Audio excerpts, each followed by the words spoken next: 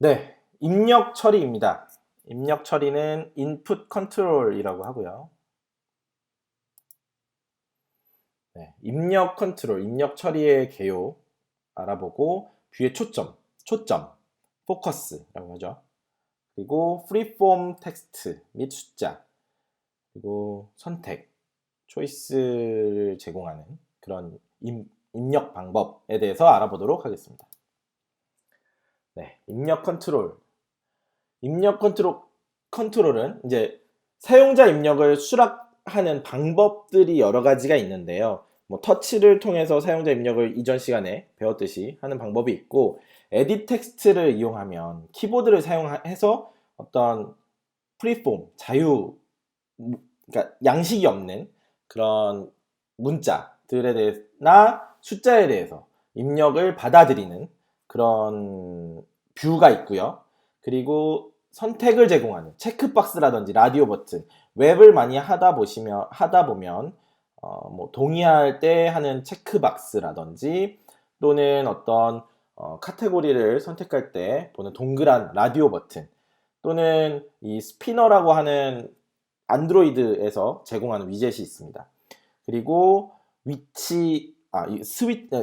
스위치인데요. 이 켜기, 끄기, 이 토글 스위치 같은 경우 이런 사용자 입력도 받을 수 있고요.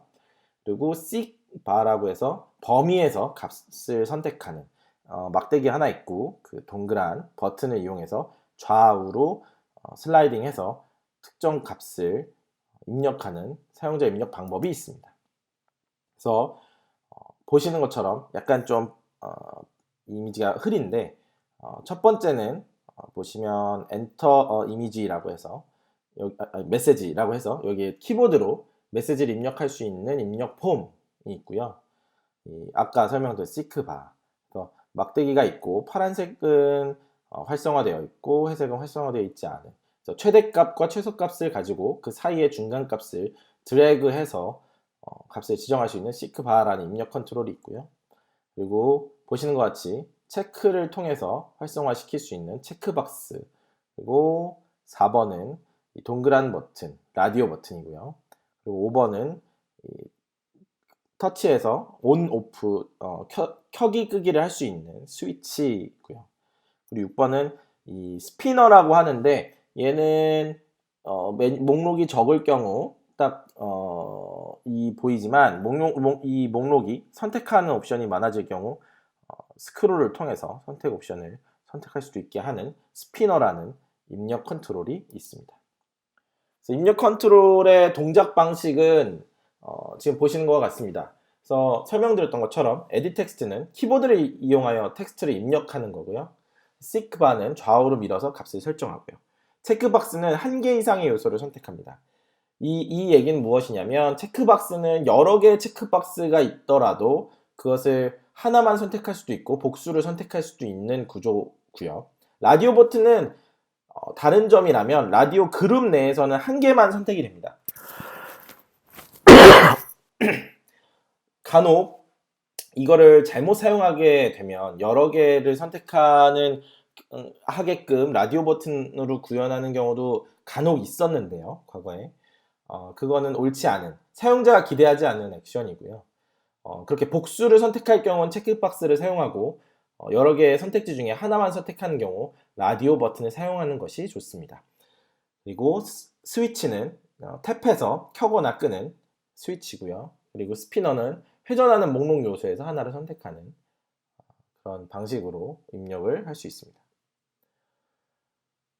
네, 입력 컨트롤의 기본 클래스는 뷰입니다. 뷰 클래스의 상속을 받고 있고요. 그렇기 때문에 입력 컨트롤은 UI 구성 요소에 대한 모든 코드를 다 가지고 있습니다. 뷰 클래스는 인터랙션하는 UI의 기본 클래스고요. 그래서 안드로이드의 온 클릭을 사용할 수 있습니다. 이 속성을 뷰의 상속 관계이기 때문에 온 클릭을 사용해서 인터랙션을 제공해 줄 수도 있습니다. 근데 이제 주의할 점은 기본적인 뷰의 이 액션들, 이 기본적인 체크가 되고 하는 액션들과는 별개로 이 onClick을 만약에 함수를 잘못 사용하는 경우 오동작을 만들어낼 수도 있으니까 기본적인 그 버튼의 상태를 컨트롤하는 코드는 기본 컨트롤을 사용하고 이 onClick을 사용하는 경우는 최소화하는 것이 좋습니다. 다음은 뷰의 초점, 포커스입니다. 이 사용자 입력이 한 화면에서 여러 개의 사용자 입력 뷰가 있는 경우에 특정 하나, 지금 입력할 수 있는 뷰는 하나여야만 제대로 동작합니다. 이게 만약에 여러 개가 선택된다고 하면 아이디 입력 창을 칠 때 비밀번호가 입력되기도 하고, 이렇게 되면은 굉장히 당황할 수 있겠죠, 사용자가. 그래서 그러한 부분을 막기 위해서 안드로이드에서는 뷰에 초점을 제공해서 초점이 있는 뷰에만 한 번에 한 개의 뷰만 초점을 가질 수 있고, 그 초점을 가진 뷰에서 그 뷰를 명확하게 만들어서 그 뷰만 입력을 할 수 있도록 만들어줘서 사용자에게 명확하게 이 의사를 전달할 수 있게 되는 겁니다. 초점은 유저의 탭 또는 리턴이나 방향키로 넥스트, 그러니까 다음 입력을 지정하거나, 또는 코드에서 리퀘스트 포커스를 통해서 초점을 할당할 수 있습니다. 초점은 한 번에 하나만, 그리고 이 보이시는 세 가지 방법으로 입력 컨트롤에 초점을 제공할 수 있습니다. 네, 그래서 뷰는 두 가지 속성이, 이걸 구분을 잘 하셔야 됩니다. 클릭 가능한 것과 초점 가능한 것은 다릅니다. 그래서 뷰의 상속 관계에서는 모든 탭에 반응할 수 있고 클릭에 반응을 하게 됩니다. 화면에 있는 뷰를 터치했을 때 이 클릭업을 하는 것은 이 클릭에 반응을 하는 것이고요. 포커서블이라는 건 입력이 들어갑니다. 그래서 내가 탭을 했을 때, 특정 뷰를 탭했을 때 포커스를 전달할 수도 있지만 입력을 할 수도 있는 거고요. 이 두 개는 다르다는 것. 이 클릭은 이 클릭 자체로 이벤트를 처리하는 것이고, 포커스는 입력을 받기 위한 준비 작업, 이 뷰에 초점을 맞추는 작업이기 때문에 이 두 개는 구분돼서 사용되어야 합니다. 네, 그리고 다음 초점을 갖는 뷰. 그래서 특정 입력을 내가 하고서, 예를 들어서 회원가입, 로그인이라고 하면 아이디를 입력하고서 다음을 눌렀을 때, 그 다음에 초점이 가는 뷰는 무엇이냐면, 터치 아래 맨 위, 그러니까 터치를 한 뷰에 내가 손이 닿았던 맨 위에 있는 뷰, 또는 사용자가 입력을 제출한 후에 초점이 가장 가까운 위치로 이동합니다. 왼쪽에서 오른쪽으로 이동하고 위에서 아래로 이동합니다. 그래서 회원가입 로그인 화면을 생각하시면 좋은데, 그 로그인 화면에서 아이디 바로 아래에 비밀번호 입력 창이 있기 때문에 아이디를 입력하고 제출하고 나면 다음 버튼을 눌렀을 때 바로 아래쪽에, 위에서 아래로 동작하기 때문에 비밀번호에 초점이 가게 되는 겁니다. 초점은 사용자의 방향키로도 변경이 가능합니다. 그래서 위로 비밀번호 입력할 때 위 화살표를 누르면 바로 위에 있는 아이디 입력창으로 옮겨가게 되는 거고요. 그런 식으로 초점을 이동해 가면서 하나의 뷰에서만 초점을 갖고 그 뷰의 입력을 받게 됩니다. 사용자 안내인데요. 이 어떤 입력 뷰가 사용자 입력을 기다리고 있는지, 초점을 받고 있는지를 시각적으로 표현하기 위해서 가이딩을 해주는 그 요소고요. 이거는 초점을 가질 수 있는 뷰는 시각적으로 이렇게 그 초점이 들어간 것을 테두리를 색을 입힌다든지 커서를 깜빡임으로써 사용자가 흐름을 확인할 수 있도록 도와줍니다. 예측 가능하고 논리적이어야 됩니다. 위에서 아래로 왼쪽에서 오른쪽으로 이동해야 하는데, 그것이 다른 쪽으로 갑자기 이동하게 되면 사용자가 당황하기 때문에 그런 것들을 최소한으로 해서 가이드를 해야 합니다. 마찬가지로 초점도 말씀드렸던 것처럼 왼쪽에서 오른쪽으로, 위에서 아래로 정렬해서 초점이 지정되도록 하고요. 레이아웃의 뷰 그룹 내에서 입력 컨트롤을 위치시켜야 합니다. 같은 뷰 그룹 안에서 이 입력이 있어야 다음으로 당황시키지 않고 순차적으로 이동하게 됩니다. 또는 이 XML로 순서를 정의할 수도 있습니다. 여기 보시면 Next Focus Down이라고 해서 이 정의가 되어 있는 XML은 이 포커스를 잃었을 때 또는 그러니까 이 포커스를 다음으로 넘길 때 이 바텀이라는 아이디를 가진 뷰로 초점을 넘겨주게 됩니다. 이렇게 명시적으로 XML을 통해서 초점의 순서도 정의할 수 있습니다.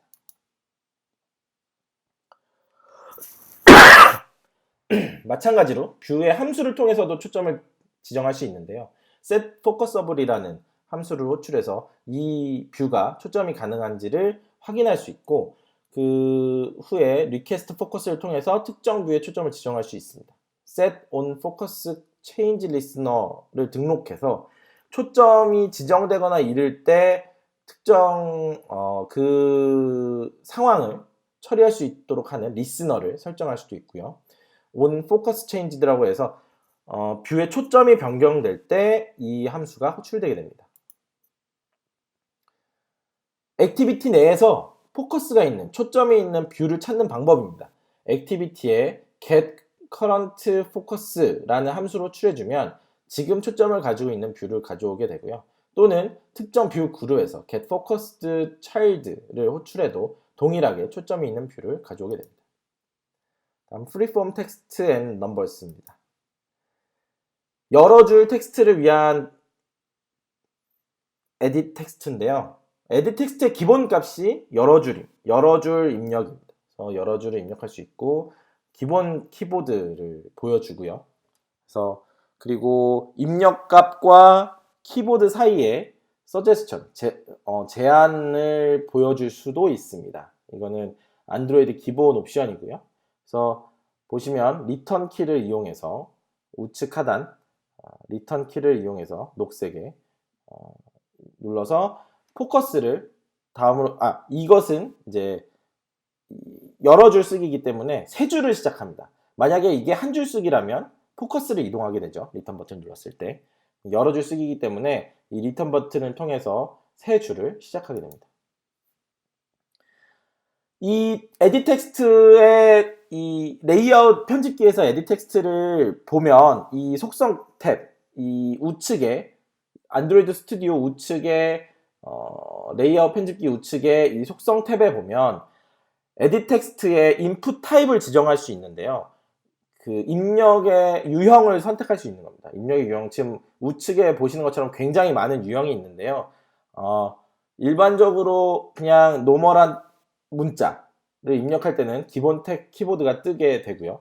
그럴 때는 이 텍스트 퍼슨 네임 이런 속성을 지정해서 이건 사람의 이름을 쓸 수 있는 형태의 키보드 인풋 타입이고 또는 텍스트 숏 메시지라고 해서 한 줄 텍스트를 입력하고 싶을 때는 이 인풋 타입을 텍스트 숏 메시지로 지정해서 사용할 수도 있습니다. 이러면 이 타입 같은 경우는 그 세 줄 쓰기 하는 영역에 세 줄 쓰기 대신에 이 이모티콘을 선택할 수 있는 아이콘이 으로 변경됩니다.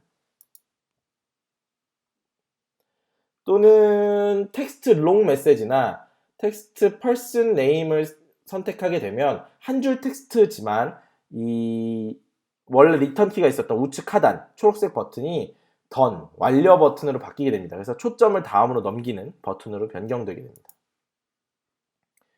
숫자 키패드를 사용하기 위해서는 이 인풋 타입을 폰이나 넘버로 변경하게 되는데요. 이 숫자만 이렇게 되면 키보드가 올라올 때 숫자만 들어있는 키보드가 올라오게 됩니다. 그래서 우측 하단에는 완료 버튼이 생기고요. 그렇게 해서 편집된 텍스트를 코드에서 가져오기 위해서는 보시는 것처럼 뷰를 가져오고요. 해당 에딧 텍스트 뷰를 심플 에딧 텍스트라는 변수에 가져왔고요. 여기에 캐릭터 시퀀스의 값입니다. 이게 스트링 값이 아니고요. 캐릭터 시퀀스 값이고 이 시퀀스를 가져와서 문자열로 변경하게 됩니다. 그래서 simple edit text 텍스트 하면 이 캐릭터 시퀀스를 가져오게 되고요. 여기에 toString이라는 함수를 통해서 문자열로 변경하게 됩니다. 아까 설명드렸던 그 입력 유형들인데 주로 많이 쓰이는 입력 유형들에 대해서 뽑아서 설명을 해 놨습니다. 그래서 대문자로 설정된 캐릭터 영어를 입력할 때는 텍스트 캡 캐릭터즈라는 입력 타입, 인풋 타입을 사용하고요. 그리고 문장 시작만 대문자를 사용할 경우 텍스트 캡 센텐시즈라는 인풋 타입, 그리고 입력된 암호를 입력할 때 숨기려면 텍스트 패스워드라는 인풋 타입을 사용하고요. 그리고 숫자로 제한할 땐 넘버, 그리고 이메일을 사용할 땐 이메일 어드레스, 텍스트 이메일 어드레스라는 인풋 타입을 통해서 @기호와 함께 @기호가 키보드에 노출되게 됩니다. 스페이스 옆에 @기호 버튼이 따로 나와서 이메일을 입력하기 쉽게 만들어주죠. 그리고 폰이라는 인풋 타입을 사용하면 전화 키패드를 표현해주고요. 데이트 타임이라고 해서 날짜와 시간을 입력하기 위해 슬래시와 콜론이 있는 숫자 키패드를 표현해 주게 됩니다. 이러면 앞에 연도는 슬래시로 구분하고 시분은 콜론으로 구분하는 할 수 있게 키보드 시간과 함께 숫자와 함께 시간을 입력할 수 있는 입력 도구가 나오게 됩니다. 다음은 선택 제공인데요. 선택을 제공하기 위한 UI 요소들은 다음과 같습니다. 체크박스, 라디오 버튼, 토글 버튼, 스위치, 스피너인데요. 아까 보여드렸고 지금 여기도 보이시겠지만 체크박스는 여러 개의 다중 선택을 지원하는 그런 선택을 제공하는 UI고요. 라디오 버튼은 라디오 버튼 그룹에 해당하는 그룹 안에서 단일 선택만을 제공하는 그런 형태의 UI 요소고요. 토글 버튼은 온, 오프 상태를 갖는, 그러니까 한 번 누르면 온이 되고 또 한 번 누르면 오프가 되고 이 두 가지 상태를 번갈아 하는 버튼을 토글 버튼이라고 하고요. 그리고 스위치는 켜고 그 온, 오프와 토글 버튼과 마찬가지인데 온, 오프를 더 명시적으로 표현해주는 버튼 상태입니다. 스피너는 목록형 선택지에서 하나의 입력을 지정할 수 있는 형태의 입력 도구입니다. 지금 쭉 설명드렸는데 체크박스 한번 다시 설명드리겠습니다. 체크박스는 사용자가 원하는 수의 항목을 선택할 수 있고요. 하나의 선택이 다른 요소를 해제하지 않습니다. 사용자는 세로 목록의 체크박스를 기대한다. 이게 중요한 건데요. 체크박스는 이 체크박스의 네모가 정렬되어 있어야 사용자로 하여금 이거를 익숙하게 만들고 더 선택을 이렇게 기대하는 액션을 수행하도록 도와줄 수 있습니다. 일반적으로 서밋 버튼을 따로 두고요. 모든 체크박스는 뷰고 온클릭 함수를 가지고 있습니다. 다음 라디오 버튼인데요. 라디오 버튼은 체크박스와 다르게 선택사항 중 하나만 선택할 수 있고요. 하나의 선택이 그룹에 있는 다른 모든 선택을 취소합니다. 그리고 라디오 버튼에는 마찬가지로 온클릭 함수도 있고요. 그리고 그룹에 대한 제출 버튼을 같이 사용하는 경우가 일반적입니다. 보시는 것처럼 토글 버튼은 켜짐과 꺼짐을 전환하는 거고요. 스위치는 마찬가지로 켜짐과 꺼짐을 전환하는 거지만 모양이 조금 다릅니다. 네, 입력 방식에 대해서 알아봤고요.